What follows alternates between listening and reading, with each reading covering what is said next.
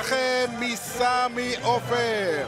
מכבי חיפה רוצה להפיל לליגת האלופות בשלב הבתים של ליגת האלופות בפעם השנייה ברציפות. זה דבר שאף קבוצה ישראלית לא עשתה בעבר. גם מכבי חיפה גם ככה היא שיאנית ההופעות של ישראל בליגת האלופות. בשנה שעברה זו הייתה הפעם השלישית. היא רוצה את עדיין חציזה, משאיר את זה לדיה סבא, דיה בוער! זה לא מסתובב מספיק טוב, אבל פתיחה נהדרת של מכבי חיפה. התקפה זה עם מרי, רגל ימין, הנה שרי, הוא יודע להבקיע גם מהטווחים האלה, שרי! קלט את הכדור בסופו של דבר, רג'יופי השמיט אותו, אבל קלט בסופו של דבר. צריך להיזהר מבעיטות מרחוק, צריך להיזהר מבעיטות מרחוק!